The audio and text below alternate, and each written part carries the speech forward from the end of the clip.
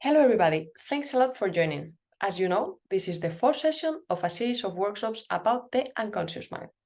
In our last session, we talked about the interpretation of dreams.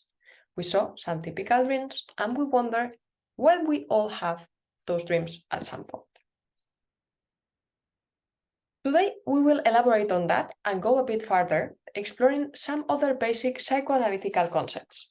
In the last video, we saw that the source of many dreams and nightmares is the Oedipus complex. What is then this of the Oedipus complex? Let's start. The Oedipus complex is a process through which we become human beings. We all go through it. It is the entrance of the individual in the language, the acquisition of the main human signifiers, male, female, father, mother. We access the world thanks to the wish of other human beings. In the very beginning, the human wish is wish for the mother. The baby and the mother are very close. If the mother only wishes the child cannot join the world.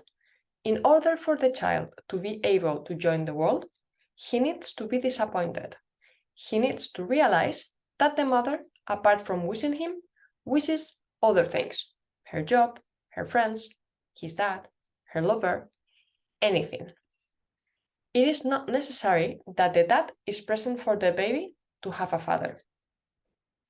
Father of the baby is that the mother wishes something else which is not the child. That is why when a little child gets sick, we treat the mother, so that she can wish for something different other than the child. Physicians should not find this strange. They know that the child does not have his own immune system until they are a lot older. The first months of life, they live thanks to the immune system of the mother. They can't breathe properly until they are 6 months. This is why it is important to cuddle babies. Not always they cry because they are hungry. Sometimes they cry because they can't breathe. Without a human being who saved our life, we would die. That person who saved my life is normally the mother, but that can be any other person who does the function of the mother. The father comes and the mother divides her wish to something different, which is not the child. She shows the baby that there is a whole world to wish for. That is the origin of the unconscious wish. The child renounces to his mother due to the father intervention. Remember, we also said that the origin of the unconscious wish is the Oedipus complex. What does this all mean?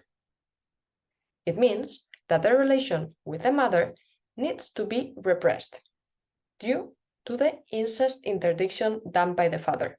It becomes unconscious. Since that moment, the human being is divided in consciousness and unconscious mind. The child loves the mother. That is why he fears the fury of the father. That is the origin of anxiety. And this anxiety is necessary. Otherwise, we will never renounce to our mother. Bear in mind that when I say here to renounce, it means to become unconscious. The human being never renounces to something they enjoyed. The origin of guilt is the wish of death for the father.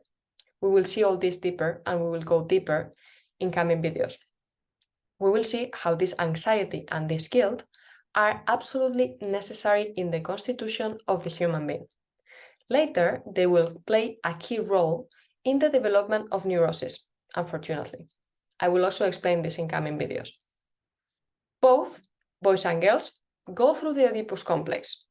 For both of them, the first loved object is the mother, and the mother is the person who cares for them and helps them to survive when they can't alone.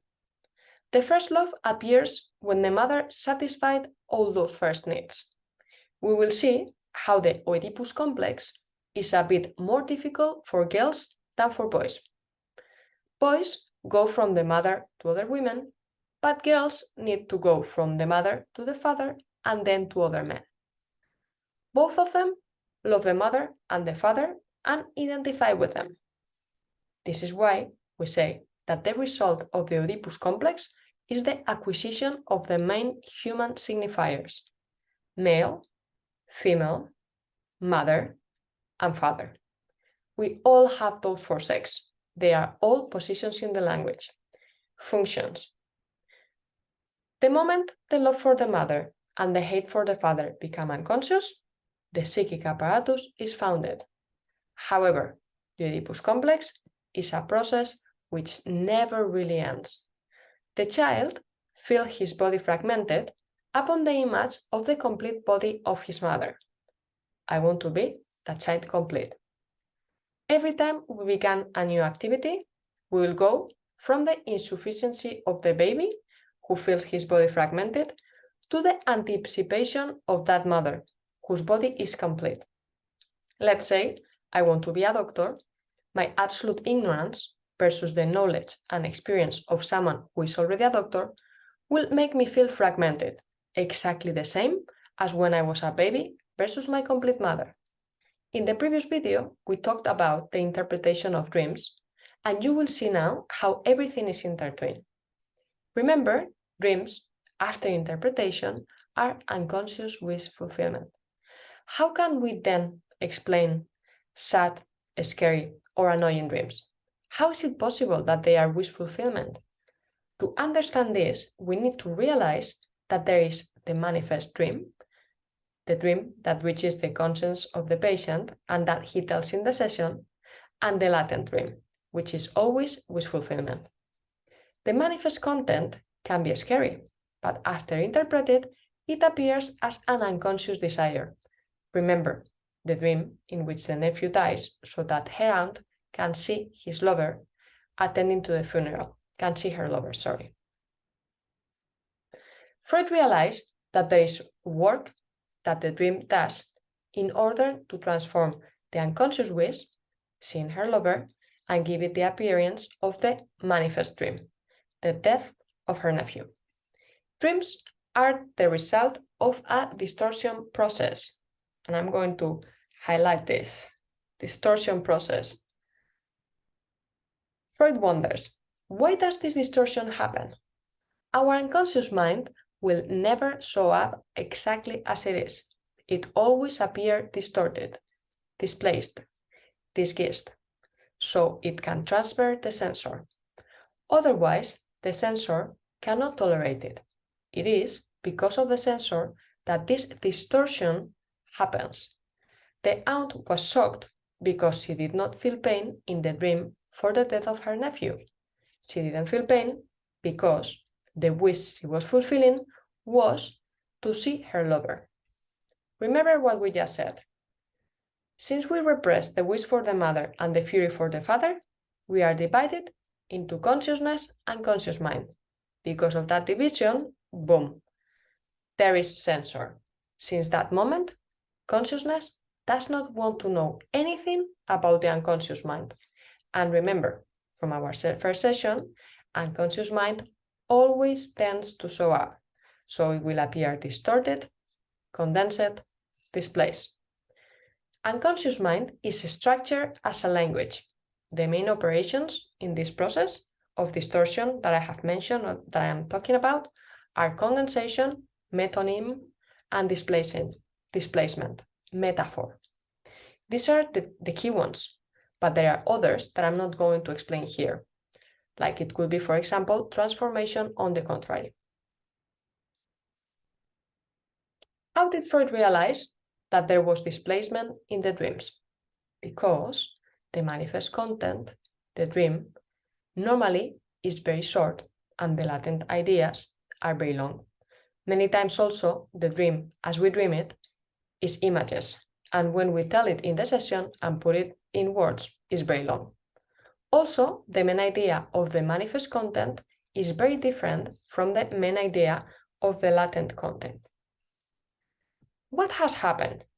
There has been a displacement, a movement of the psychic accent from representations which the consciousness cannot tolerate to other representations that can access the consciousness. All this is to hide the unconscious wish behind the dream. Please remember that we are using the dreams to show how the unconscious works. This is the objective of the whole work that Freud did in the interpretation of the dreams. Remember that other products of the unconscious mind are jokes, sleep, symptoms. They are all produced using the same mechanisms of condensation and displacement. Remember as well that in my previous session, when I was explaining the method of interpretation in psychoanalysis, I told you that there is the manifest speech and the latent speech. The work of the psychoanalyst is to undo the unconscious work, which transforms the latent message in the manifest speech. This is what I just explained you using the dreams. How that unconscious mind works with condensation and displacement, with all these unconscious operators. Not sure if you realize what this means, but it means if we can interpret a dream, we can interpret the speech of a patient, we can interpret a symptom.